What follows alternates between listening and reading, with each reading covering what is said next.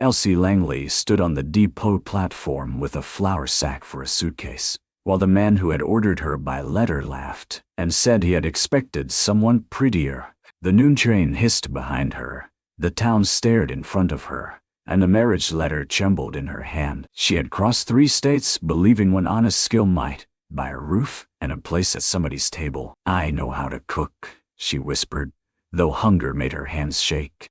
A tall cowboy with clouded eyes turned toward her voice, heard the cruelty others ignored, and said one word that changed the street. "Stay before we ride into this story. Let me know what country you are watching from. Comment your country below, and subscribe if you love emotional cowboy stories about shame, rescue, forgiveness, and second chances." By the time Elsie Langley stepped down from the train in Mercy Crossing, the wind had already stolen the ribbon from her bonnet, and the dust had already found the patched places in her dress. She held tight to the letter until the paper bent soft in her hand. It had been folded and unfolded so often on the journey west that the creases were white as bone. "Miss Langley," the letter had said, "I am a man with land, a steady table, and need of a wife who knows honest work. Come by the June train. There will be a home waiting." The name signed at the bottom was Calvin Pike. Elsie had imagined him older, perhaps rough, perhaps quiet. She had imagined a small kitchen, a black stove, a window with morning light, and a man who might not love her at first, but would not be cruel to a woman who crossed the country on faith. She had not imagined him standing at the edge of the depot platform in a pearl gray vest, looking her up and down like a damaged sack of flour. "You," Calvin Pike said. It was not a question, it was a verdict. The townspeople had gathered the way townspeople did when the train brought strangers. A boy with suspenders leaned against a hitching post. 2 women held parasols over their faces. The station master paused with a crate in his arms. Even the horses seemed to listen. Elsie swallowed. "Mr. Pike," Calvin gave a short laugh. "I paid for a bride, not a scarecrow." He'd rushed into Elsie's face so fast her eyes watered. "You wrote that you wanted a wife who knew work." "I wrote to a woman who claimed she was 22, fair-complected, and came with 2 trunks of household goods." "I never said that." Elsie lifted the letter, though her fingers shook. "I wrote plain. I told you I was 26. I told you I had no family left. I told you I could sew, clean, cook, and keep accounts." A woman near the depot whispered, "No trunks at all." Another said, "Not softly enough. Poor thing looks half-starved." Calvin's smile tightened. "Well, I have changed my mind." The words struck harder than a slap because they were said before witnesses. Elsie looked past him at the open town. The barber pole, the dry goods store, the church steeple, the saloon doors swinging in the wind.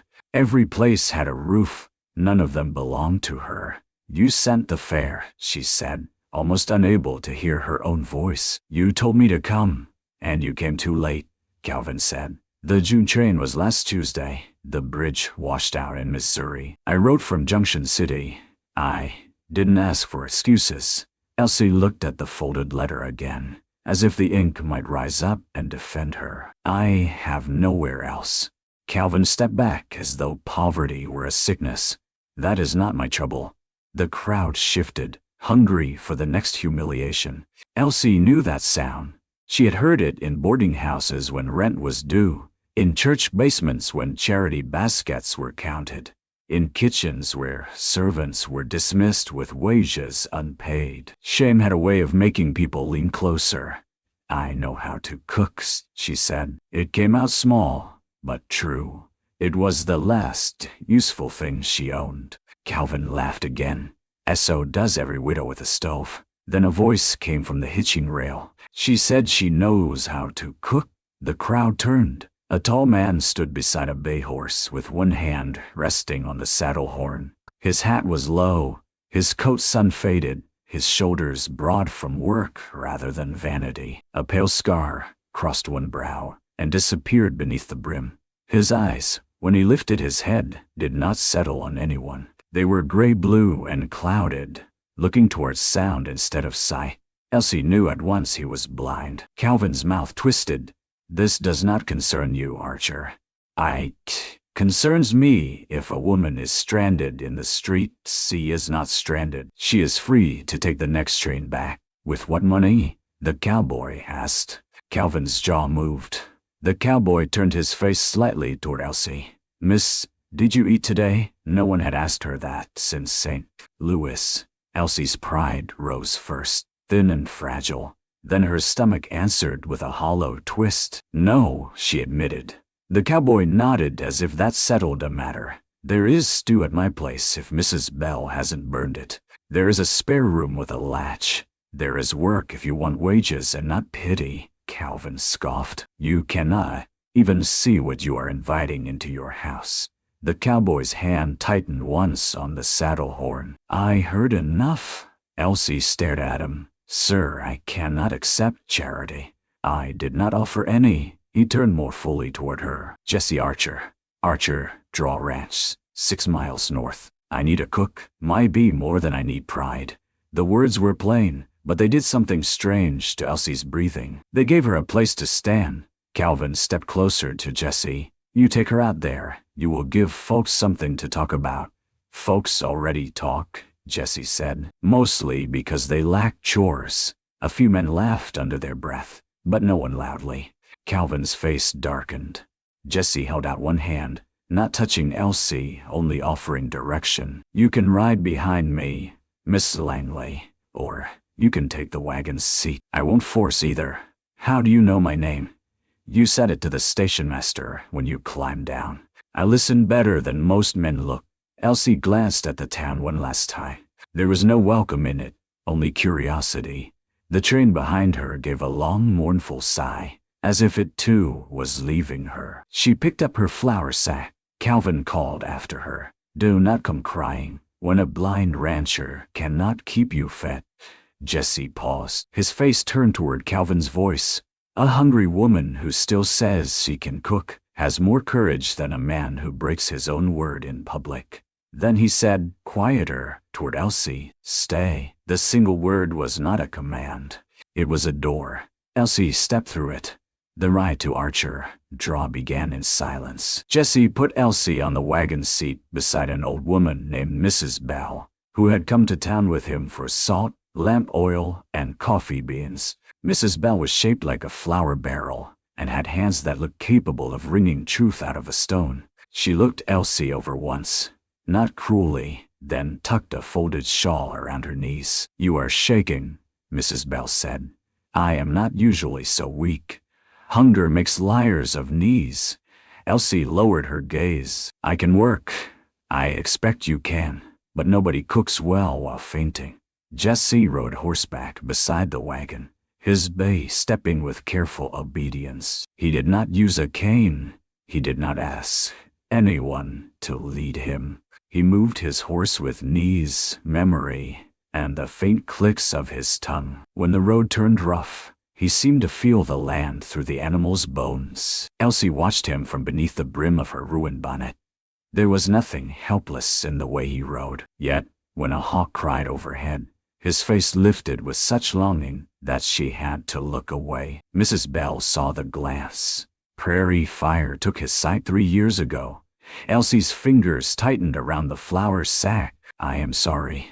Do not say it to him like that. He has had enough sorry poured over him to drown a mule. The road climbed out of Mercy, crossing into open grass. Wind moved over the plains in long silver-green strokes. Fence posts leaned where cattle had rubbed them. In the distance, cottonwoods marked the creek, and beyond them stood a ranch house with a deep porch, a barn, a smokehouse, a windmill, and a kitchen garden gone half wild. Archer Draw looked worn, but not defeated. As the wagon rolled into the yard, 2 children came running from the barn. The boy was maybe 9, thin as a rail, with dark hair falling into his eyes. The girl was younger, 6 or 7, her apron stained with berry juice. Uncle Jesse, the girl cried. Mrs. Bell burned the beans again. I did no such thing, Mrs. Bell snapped. I only encouraged them toward darkness. The boy stopped when he saw Elsie. Suspicion crossed his face. Who's she? Jessie dismounted without missing the stirrup. "This is Miss Elsie Langley. She might cook for us if she decides the place is not too poor and the company not too rude." The little girl came closer. "Can you make biscuits?" Elsie almost smiled. "Yes, soft ones. The flour is decent." The boy remained wary. "Are you going to marry Uncle Jesse?" The question landed hard in the yard. Mrs. Bell said, "Finn Archer, where are your manners? I was just asking." Elsie's face burned. Jesse bent to loosen the cinch, giving no sign of embarrassment except for the slight pause of his hands. "Miss Langley has had enough marriage talk for one day," he said. "She came to work, not to be pestered." The girl reached for Elsie's flour sack. "I'm Ruth. Finn thinks he is the man of the house, but he is only loud." "I heard that," Finn muttered. "I meant you to." Elsie followed Mrs. Bell into the kitchen and found a room in need of rescue. The stove was good but blackened. The table had a crack down the middle. A sack of flour sat open to mice. Dishes waited in a tin pan. Onions hung from a beam, and a ham bone sat in a pot that had given all it could give. The smell was not filth. It was fatigue. "How many are at table?" Elsie asked. "Jesse, the children, 3 hired hands when they are not sleeping in the bunkhouse, and me when my hip allows." Their mother was Jesse's sister. Fever took her last winter. Their father died before that, under a falling wagon. Elsie absorbed it quietly. Orphans then, not unlike herself, though better rooted.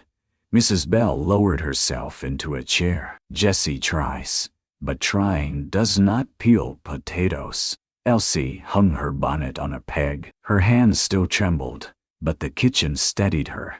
A kitchen was a language she knew. She found beans, cornmeal, 2 eggs, potatoes, a heel of salt pork, and a jar of peaches someone had put by before grief overtook the house. She washed, she sorted, she cut the bad from the good. Ruth sat on a stool and watched as if Elsie were performing a miracle. Finn pretended not to watch and watched harder than anyone. By dusk, the kitchen smelled of fried potatoes, corn cakes, beans sweetened with onion, and peach skillet pudding. The hired men drifted toward the house as if pulled by rope. Jesse came in last. He stopped just inside the kitchen. His face changed before he could hide it. Mrs. Bell saw. "Well?" He removed his hat. "Smells like my mother's Sunday stove." Elsie looked down at the table. Praise frightened her worse than insults sometimes, because it gave a person something to lose. They ate with the hunger of people who had forgotten food could comfort as well as fill. Ruth closed her eyes over the pudding. Finn took seconds without asking if Elsie was staying. After supper, Elsie rose to clear the plates, but Jesse spoke. "Miss Langley, sit a minute." She did, careful as if the chair might be a trap. Jesse sat at the table's head, one hand around a coffee cup. "I pay $8 a month for cooking and household work, room included. Sundays half your own, unless weather or sickness says otherwise. I will not ask where you came from, unless you choose to tell. I will not send letters about you to anyone.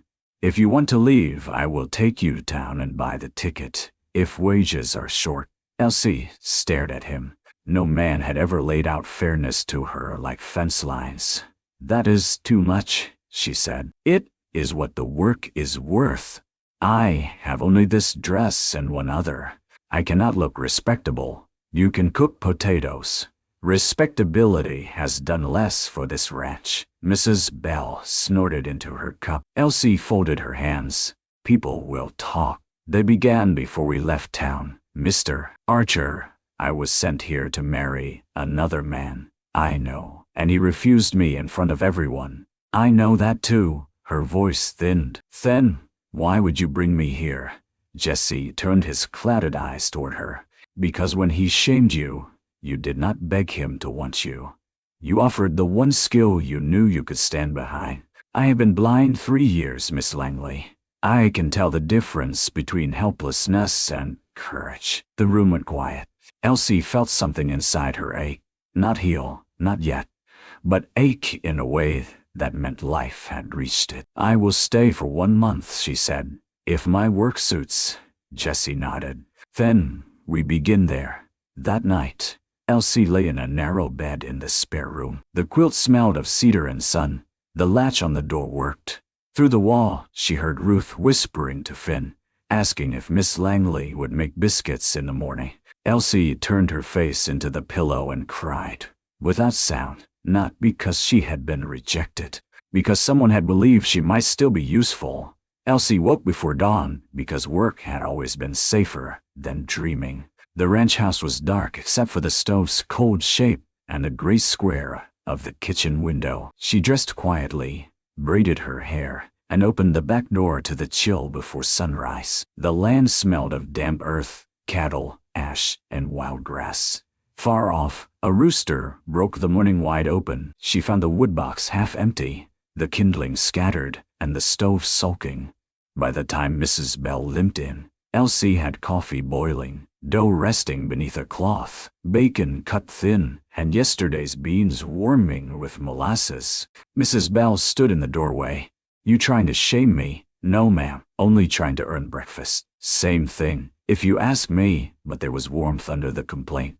The first days passed not in romance but in labor. Elsie scrubbed shelves. She boiled rags. She patched Finn's shirts and let Ruth press dough with floury hands. She learned which hired hand took coffee black, which one lied about liking onions, and which one left muddy boots where Mrs. Bell would trip.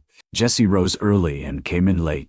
He moved through the ranch by sound and memory, counting steps from porch to barn, from barn to corral, from corral to pump. At first, Elsie watched him too closely, fearing he would stumble. He noticed. On the fourth morning, he said, "Miss Langley, if you keep holding your breath every time I cross the yard, you will faint again." She flushed. "I did not mean to offend." "You did not, but I would rather be trusted than guarded." After that, she made herself look away. It was harder than she expected. One afternoon, she carried a basket of mended shirts to the barn and found Jesse repairing a harness. His fingers worked over leather with slow certainty. He knew each buckle by touch. A small boy might have called it magic. Elsie knew it was discipline bought with pain. "Set it on the barrel," he said before she spoke. "How did you know it was me?" "You step lighter than Mrs. Bell and slower than Ruth." Finn drags one heel. Ben Carson whistles through his teeth. "Amos smells of tobacco." "You smell like soap and cinnamon." Elsie looked at the basket. "I made spice bread." "That explains the cinnamon." "No, Dora. I made some for the men." "There was enough?" He smiled faintly. "Enough is a fine word." She turned to leave, then stopped. "Mr. Archer, Jesse is easier." The permission unsettled her. "Jesse," she said carefully, "there is a tear near the left trace. You missed it." His fingers paused. For one sharp second, pride flashed across his face. Then he reached, found the tear, and let out a slow breath. "Thank you. I was afraid you would be angry." "I was. Then I decided not to be foolish." She smiled before she could stop herself. From then on, trust grew in small, practical ways. She told him when a pot was too close to the stove ash. He told her which floorboards groaned. She marked the spice tins with different knots of string so he could find coffee, salt, sugar, and pepper without asking. He showed her how to listen for a rattlesnake in dry grass. She learned he could mend a bridle straighter than any sighted man on the place. At supper, Ruth began saving a chair beside her for Elsie. Finn stopped asking if she would leave and started asking if she knew how to make apple turnovers. Mrs. Bell grumbled less and slept more. Yet Mercy Crossing did not forget. Every Saturday, Jesse went to town for mail and supplies. On the second Saturday after Elsie's arrival, he asked if she wished to come. She nearly said no. Town meant faces. Faces meant judgment, but flowers low. And she wanted to choose beans herself before Mrs. Bell bought more of the weevil speck kind from the mercantile. "I will come," she said. The ride into town felt different from the ride out. Elsie wore her clean dress, faded blue with a mended cuff. Her bonnet had a new ribbon, made from a strip of flour sacking dyed with coffee. It was not pretty, but it was neat. At the Mercantile, conversation thinned when she entered. Calvin Pike stood by the counter, with a woman in a yellow dress and a feathered hat. She was young, round-cheeked, and bright as a new coin. He had one hand resting at her back, showing her to the town like a purchase. "Well," Calvin said, loud enough for everyone. The lost bride found herself a kitchen. Elsie kept her eyes on the sacks of beans. The woman in yellow looked uncomfortable, but Calvin enjoyed himself. "Tell me, Miss Langley, does Archer pay you in wages or promises?" Elsie's hand closed around the scoop. Jesse stood near the doorway, listening. He had come in for nails, but now turned his face toward Calvin's voice. "Pike," he said, "did you ever pay back the fare she spent obeying your letter?" Calvin stiffened. "That was between me and her. You made it public when you shamed her on the platform." The store went silent. Elsie whispered, "Jesse, please." But Jesse did not raise his voice. That made it worse for Calvin. A man who writes for a wife and breaks his word because she arrives poor is not particular, Jesse said. "He is small." Calvin's face reddened. "Careful, Archer. You are not in a position to judge what a man sees." Jesse's smile held no humor. "Neither are you, it seems." The storekeeper coughed to hide a laugh. Calvin stepped close. "You think taking my leavings makes you noble?" Elsie flinched. Jesse's expression changed. The softness left it. "She is not your leavings." The words struck the room clean. Elsie felt them in her chest, deep and terrifying. She had been called poor, plain, late, and unwanted. She had made armor of expecting little, but no one had ever stood before a whole room and said she was not discarded goods. She set the scoop down. "Mr. Pike," she said, her voice trembling but clear, "you owe me nothing now, not even shame. I came west because I believed a letter. I stayed because I found work. If you speak of me again, speak truthfully. You did not reject me because I lied. You rejected me because I had nothing you wanted." Calvin stared at her. The woman in yellow slowly removed his hand from her back. Elsie turned to the storekeeper. "2 pounds of beans, please. The clean ones on the ride home." Jesse said nothing for a long while. The wagon creaked. The horses breathed. Wind worried the hem of Elsie's dress. At last he said, "You did not need me in there." "No," Elsie said. "But I needed what you said." He nodded. She looked at his profile, the scar, the stillness of his eyes. "Did people talk about you too, after the fire?" He was quiet so long, she thought she had gone too far. Then he said, "They talked less after I stopped going where I could hear them. That was all." But it was the first piece of his pain he had given her. She held it carefully. The truth came with rain. By late June, clouds gathered low over Archer Draw, turning the plains the color of pewter. The cattle pressed near the windbreak. The chickens fussed. Mrs. Bell claimed her bones could smell lightning before the sky did. Elsie had been at the ranch nearly 4 weeks. She had earned her first wages and hidden the coins in a cloth pouch beneath her mattress. Not because she meant to leave that night, because a woman with money had a choice, and choice felt like breath. She had also begun to fear the thing she wanted. It happened in moments. Jesse standing at the kitchen door with rainwater darkening his hat, listening while Ruth read from a primer. Jesse reaching past Elsie for a coffee cup and stopping before his hand brushed hers, as if he knew exactly where she was in the room. Jesse laughing once, low and surprised, when she told Finn a rooster had better manners than he did. Each small thing tied her to Archer Draw. That was what frightened her. On the last Friday of the month, a rider came through the rain. He was a lean man in a black slicker, with a sharp nose and eyes that did too much counting. He introduced himself as Mr. Virgil Cates, attorney and land agent out of Abilene. Jesse received him on the porch. Elsie was inside rolling pie dough. but the window was open, and rain carried voices. "I have come about the guardianship review," Kate said. Jesse's hand went still on the porch rail. "Judge Talbot said that was settled temporarily. Your sister named you guardian, yes, but concerns have been raised." "What concerns?" "Blind bachelor, running a debt-burdened ranch, with 2 young children, and no proper woman of the household." Elsie's rolling pin stopped. Jesse's voice stayed level. "Mrs. Bell has been with this family 20 years. Mrs. Bell is 68 and lame. The court concerns itself with permanence, and who raised these concerns?" A pause. "I am not required to say." But Elsie knew. She felt Calvin Pike's shadow before the name entered. Kate's continued. "There is also the matter of the note held against Archer Draw.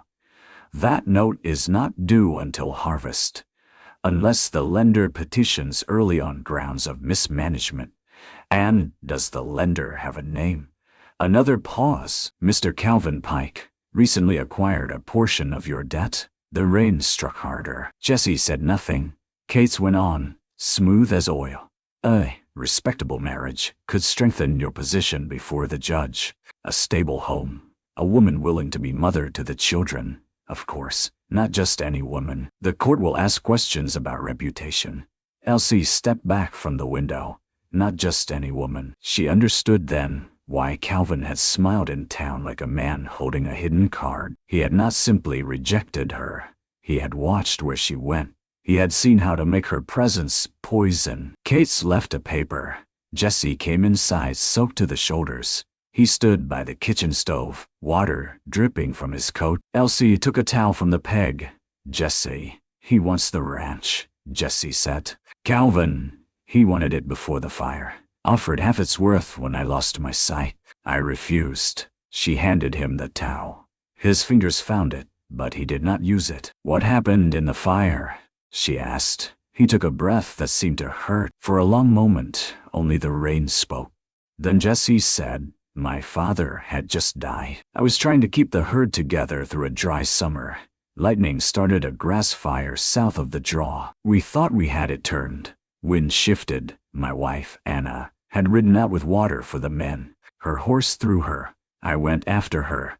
Elsie's throat tightened. "I got her out of the grass," he said, "but her dress had caught. I wrapped her in my coat. Smoke took the world. Heat took my eyes. She died before morning." Elsie gripped the edge of the table. Jesse's face was turned toward the stove, but she knew he was not seeing darkness then. He was seeing fire. "People said I should have saved my sight," he said. "Some said I should have saved her sooner. Some said nothing, and that was worse. Calvin offered to buy the ranch 2 weeks after the burial." Elsie whispered, "I am sorry." He flinched. Mrs. Bell's warning returned too late. "I do not mean pity," Elsie said quickly. "I mean sorrow. There is a difference." His hand lowered with the towel in it. "Yes," he said at last. "There is that evening, after the children slept." Elsie sat at the kitchen table with a letter Calvin had sent her. She read it again beneath lamplight, noticing what shame had hidden before. The handwriting in the body and the signature were not the same. She had seen enough household accounts, enough bills, enough signatures on employment papers to know. The letter had been written by one hand and signed by another. Jesse came in quietly. "You are awake. I found something." She laid the letter before him, then remembered and spoke instead. "The handwriting changes at the signature. Calvin might have signed it, but he did not write the promise." "Who did?" "I do not know."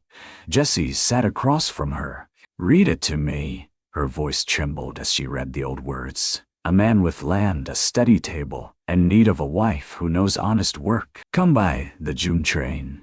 There will be a home waiting." When she finished, Jessie's face was pale. "What is it?" she asked. "Read the first line again." She did. His jaw tightened. "Those are my words." Elsie looked up.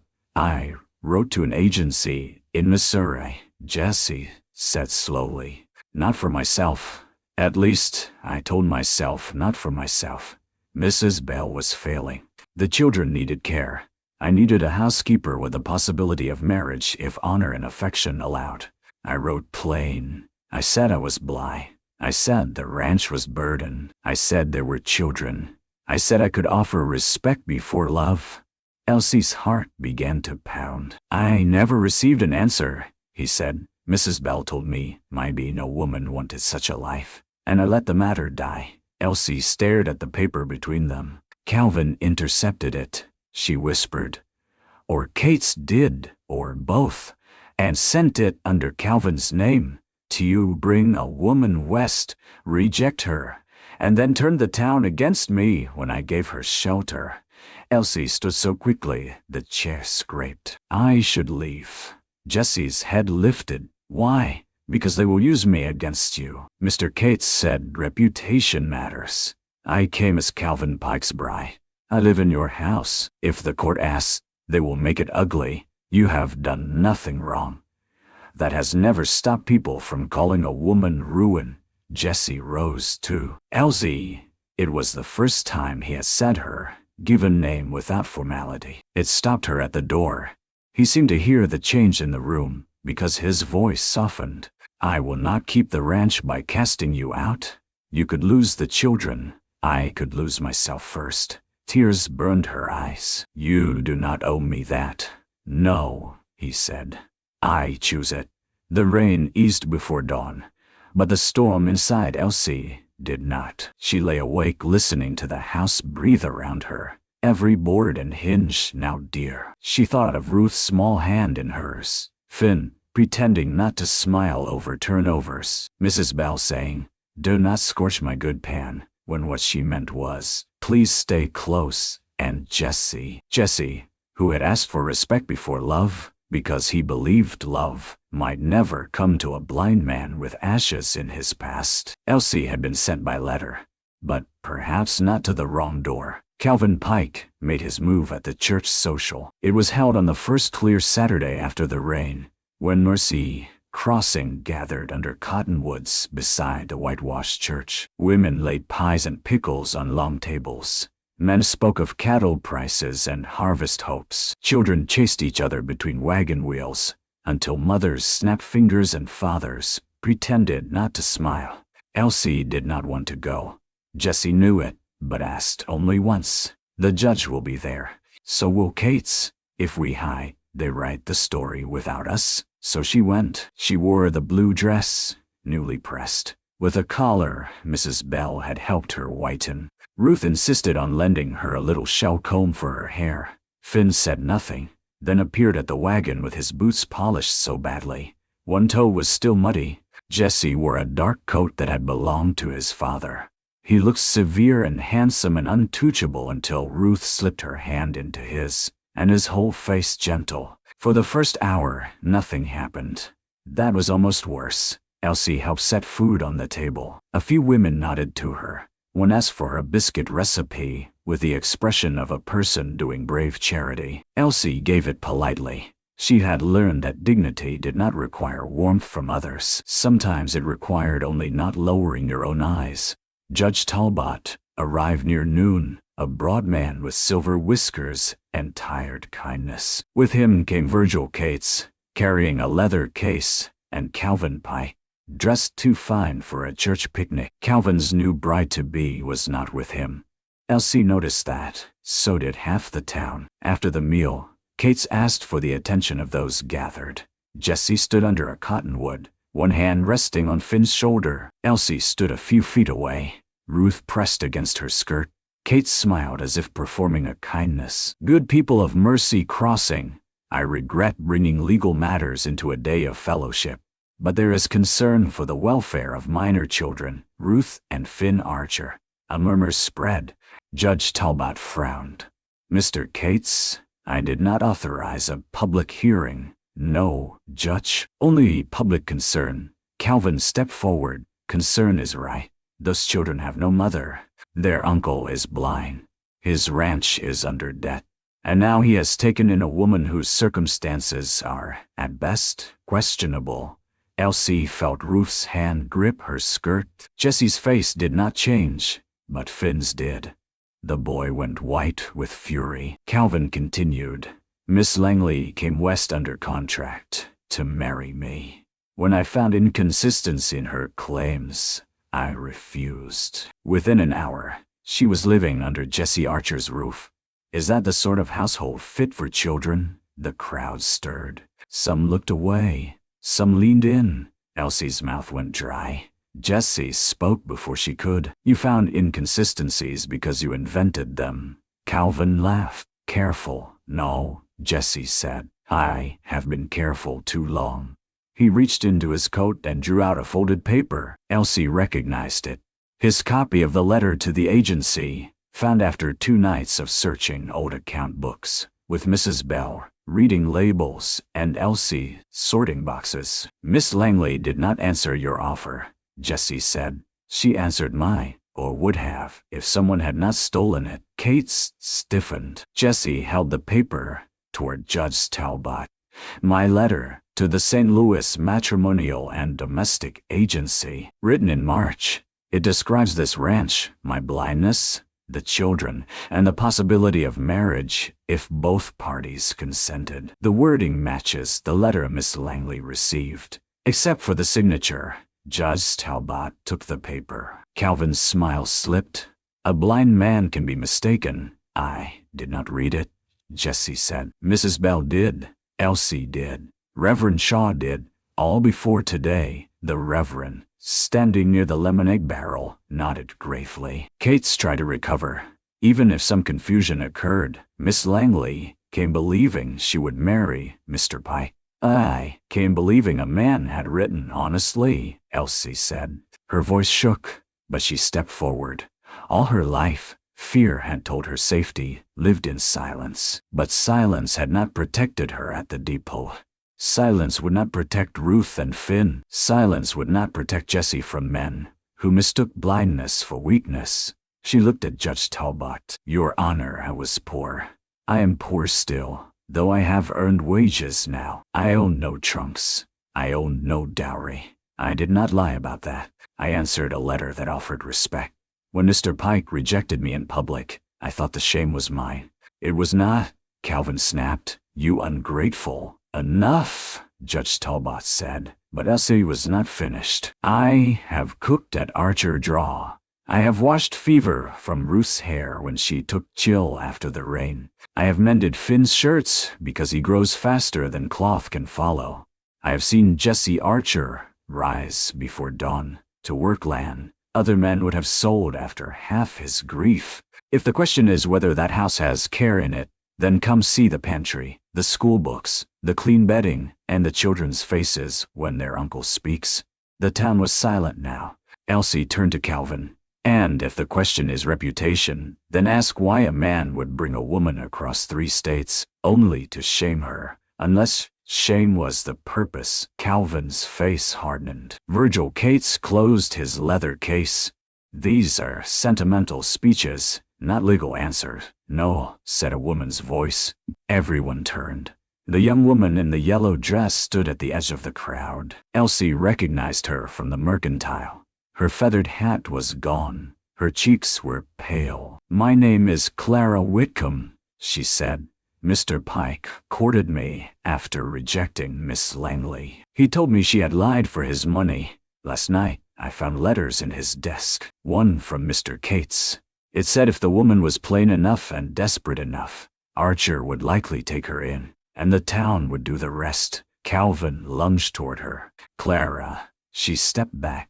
Do not speak to me. Cates went gray. Judge Talbot's voice grew cold. Miss Whitcomb, do you have those letters? Yes, sir. She handed them over.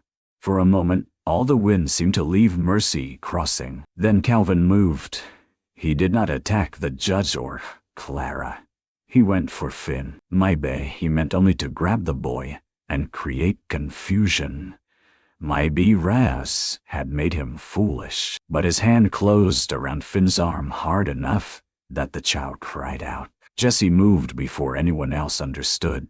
Blindness had not dulled him. It had trained him toward sound. Finn's cry gave him direction. Calvin's boots scraped gravel. Jesse crossed the distance in 3 strides and struck Calvin square in the chest with his shoulder, driving him back from the boy. They went down in dust beneath the cottonwood. Men shouted. Ruth screamed. Elsie ran. Calvin rolled and grabbed a fallen branch, swinging wildly. Jesse heard the air move and turned, but not far enough. The branch glanced across his temple. Elsie picked up the cast-iron pie lifter from the serving table and stepped between them. "Stop," she said. Calvin staggered up, eyes blazing. Elsie's hand trembled around the iron, but she did not move. "You think he wants you?" Calvin spat. "He wants a woman because the court does. A cook, a nurse, a mother for children that are not yours. That is all you are." The words found every old wound. For one breath, Elsie nearly believed him. Then Ruth sobbed behind her. "Miss Elsie, not cooked, not charity, not leavings." Elsie lifted her chin. "My love begins with being needed, but it does not end there." Jesse pushed himself to his knees, blood at his temple. "Elsie, move away." She did not. Calvin looked from her to Jesse, then saw the men closing around him. Sheriff Dawes took him by the arm. Calvin fought once, then stopped when he realized the crowd had turned. Judge Talbot held the letters in his hand. "Mr. Pike, you will come with the sheriff." Virgil Cates tried to slip away. Amos from the ranch blocked him with a smile that held no kindness. Elsie knelt beside Jesse. "You are bleeding. I have had worse." "That is not comforting." His mouth twitched, then tightened in pain. "Finn, safe. Ruth, crying. You." Elsie pressed a clean napkin to his temple. Her voice broke. "Still here."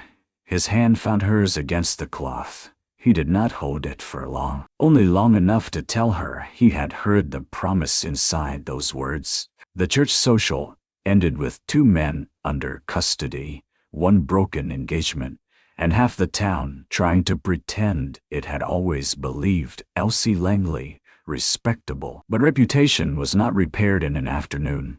That evening, after the children slept and Mrs. Bell changed the bandage on Jesse's head, Elsie stood on the porch with her wages in her pocket. Jesse came out slowly. "You are leaving." It was not an accusation. That hurt more. "I thought about it. I know." She looked over the dark yard, the barn, the windmill turning against a violet sky. "Calvin was wrong about much, but he was right that the court might think I'm only useful. I do not care what the court thinks you are. I care what I think I am," she whispered. Jesse was quiet. Elsie turned to him. "If I stay, it cannot be because I am frightened. It cannot be because I have nowhere else. It cannot be because children need biscuits and you need someone to mark the spice tins." A night bird called from the cottonwoods. Jesse said, "Then why?" She reached into her pocket and took out the pouch of wages. "Because I can leave." He turned his face toward her. "I have enough for a ticket now," she said. "Not far, but away. That means if I stay tomorrow, it is not because I am trapped." His voice was rough. "And will you?" She looked at the house where the lamp burned in the kitchen. She thought of every locked door behind her, every cold table, every letter that had lied. Then she thought of Jesse saying, "She is not your leavings." "I will stay through the hearing," she said, "for Ruth and Finn, for the truth." Something in his face fell, then steadied. "Thank you."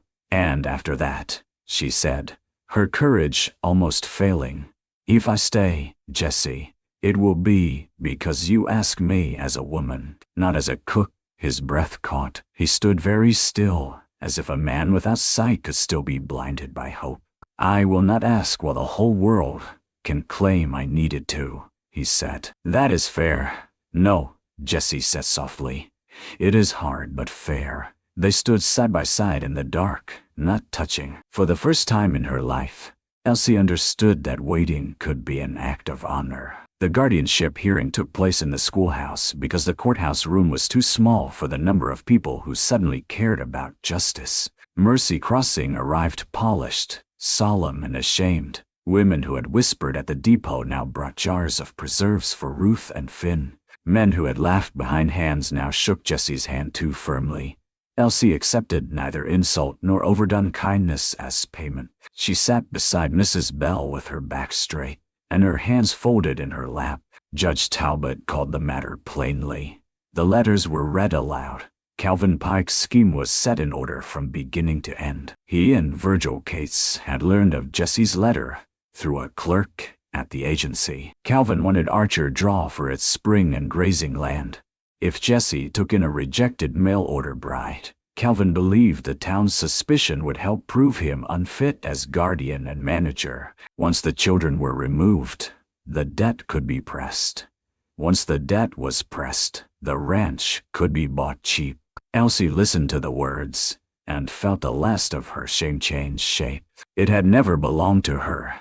Clara Whitcomb testified with a clear voice, though tears stood in her eyes. Mrs. Bell testified that Archer Draw had become cleaner, steadier, and happier since Elsie came. Amos testified that Jesse worked harder, blind than most men did with 2 good eyes. Reverend Shaw testified that care was not measured by gossip. Then Finn stood. He had not been asked to speak, but he stepped forward with his hair combed flat and his mouth set stubborn. Judge Talbot leaned down. "Do you have something to say, son?" "Yes, sir." Finn swallowed. "Uncle Jesse knows where I am, even when I don't talk. He knows when I'm lying. He knows when Ruth has bad dreams. Miss Elsie makes us wash behind our ears and does not let me feed beans to the dog. That is aggravating, but I reckon it is mothering." A soft sound moved through the room, half laughter, half tears. Ruth slipped from Mrs. Bell's side and took Elsie's hand. She stayed. That was all the child said. It was enough. Judge Talbot removed his spectacles and rubbed the bridge of his nose.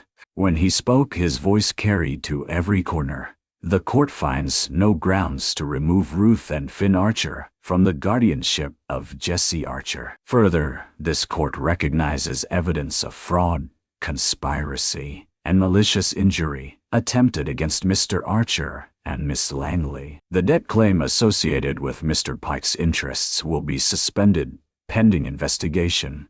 Jesse's shoulders lowered as if he had been carrying a mountain no one else could see. Elsie closed her eyes. Home did not become home in one moment, but sometimes one moment told you it could. After the hearing, the town spilled into the street under bright afternoon sun. Calvin Pike had already been taken to county jail. Virgil Cates would answer for forgery and fraud. Clara Whitcomb left Mercy Crossing 2 weeks later to live with an aunt in Topeka. But before she left, she came to Archer Draw and apologized to Elsie with both hands around a teacup. "I believed him because it was easier than doubting a man who chose me," Clara said. Elsie understood that too well to be cruel. "I hope someday," Elsie told her, "someone chooses you honestly," Clara cried then. And Elsie let her. Summer deepened. The ranch changed by degrees. The pantry filled. The children grew louder. Mrs. Bell admitted, under protest, that Elsie's biscuits were better than hers had ever been. Jesse began to bring wildflowers from the north pasture, not because he could see their colors, but because Ruth described them and Elsie put them in a blue chip pitcher. Still, Jesse did not ask. Elsie saw the restraint in him and loved him more for it. He never used gratitude as a chain.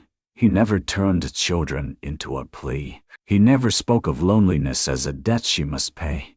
One evening in late August, after a day of hieing, Elsie found him in the barn, mending a saddle by lamplight. The flame was for others, not him, but he kept it lit because he knew she disliked walking into darkness. "You are working late," she said. "So are you. I put up peaches. I smelled sugar all the way from the corral." She came closer. "Jesse, the hearing was 6 weeks ago." His hand stilled. "Yes. The court cannot claim you asked from necessity now." "No, the town cannot claim it either." "No." She waited. He set the awl down with great care. "Elsie, I have imagined asking you every day and stop myself every day. Why? Because wanting can be selfish. So can silence. that brought his head up. Elsie's heart beat hard, but she went on. I was sent west by a letter that lied with a stolen signature. I arrived frightened, hungry, and ashamed. I said the only thing I knew was worth saying. I know how to cook. His mouth softened. And you answered, stay. I remember. I thought you were giving me shelter, then work, then respect. I did not know you were giving me time to find myself. Jessie's hand closed over the edge of the saddle. I did not know either. I can leave, she said.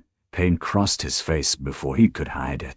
She stepped closer. And I am staying. He rose slowly. Elsie,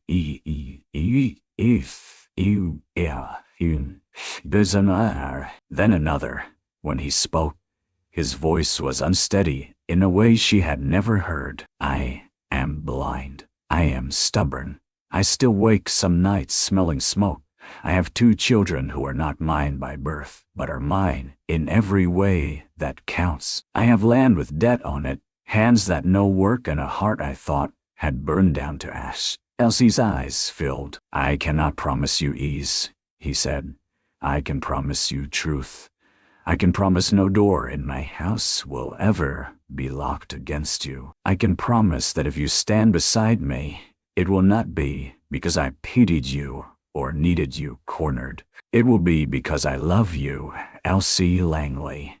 Not your cooking, not your usefulness. You. She covered her mouth with one hand, but the sob escaped. Jessie stood still, letting her choose the distance. She crossed it. When she put her hand in his, he bowed his head over it, like a man receiving something holy. Yes, she whispered, I will marry you. He laughed once, broken and bright, and drew her into his arms. The embrace was careful at first, then not. Elsie rested her cheek against his chest and heard his heart pounding as hard as hers. They married in September, beneath the cottonwoods by the church where Calvin Pike had tried to ruin them. No one laughed this time. Mrs. Bell cried into a handkerchief and denied it. Finn stood beside Jessie with the rings and looked solemn until Ruth whispered that his hair was sticking up. Ruth scattered wildflowers down the aisle and dropped half of them on her own shoes. Amos and Ben cleaned the wagon until it shone. The storekeeper sent sugar as a wedding gift. Clara sent a letter from Topeka with a small lace handkerchief tucked inside. Elsie wore a cream dress made from cloth she bought with her own wages. It was plain, but it fit her perfectly. At the collar, Mrs. Bell stitched a tiny blue flower for luck. When Reverend Shaw asked who gave the bride, Elsie answered before anyone else could, I give myself. A murmur moved through the crowd, soft as wind in grass. Jessie turned toward her voice, and though his eyes could not see her, his face held such wonder that Elsie felt beautiful for the first time in her life. The vows were simple. The kiss was gentle. The children cheered before the Reverend finished, pronouncing them husband and wife. That evening, Archer Draw filled with lantern light. Tables stretched across the yard. There was roast beef, beans, pickles, pies, potatoes, coffee, and biscuits so soft, even Mrs. Bell admitted they might persuade angels to linger. Music rose from a fiddle near the porch. Dust turned gold under the sunset. Later, when the guests had gone and the children had fallen asleep in chairs, Jessie and Elsie stood alone in the kitchen. It was the same kitchen she had entered hungry and humiliated. Now the shelves were clean. The spice tins were marked with knots. The stove glowed warm. A blue pitcher of wildflowers sat on the table. Jessie reached for her hand without searching. He knew where she was now. Miss S. Archer, he said softly. Elsie smiled through tears. Mr. Archer, are you tired? Very happy. She looked around the room, then at him. More than I know how to carry. Then set some of it down here. So she did. Outside, wind moved over the dark prairie. Inside, the house settled around them with little wooden sighs. Elsie thought of the depot platform, the staring town, the letter trembling in her hand, and the cruel man who had called her unwanted. She thought of the blind cowboy, who had heard worth where others saw shame. Years later, people in Mercy Crossing would still tell the story, though they softened the ugly parts and polished the brave ones. They would say a frightened bride came by letter, with nothing but a flour sack and a promise that she could cook. They would say a blind cowboy stood in the dust and answered the whole town with one word. But Elsie knew the truth was deeper. He had not saved her by needing her. He had saved her by making room for her courage. And she had not stayed because she was lost. She stayed because at last she had been found. On the first morning after their wedding, dawn spilled pale gold across Archer Draw. Elsie stood at the stove with flour on her hands, rolling biscuit dough while Jesse came in from the porch, following the smell of coffee and bread. He stopped behind her, close enough for warmth, gentle enough for choice. "I know how to cook," she said, smiling. Jesse leaned down and kissed her flour-dusted knuckles. "Stay," he answered. And this time, the word was not a rescue from shame. It was home.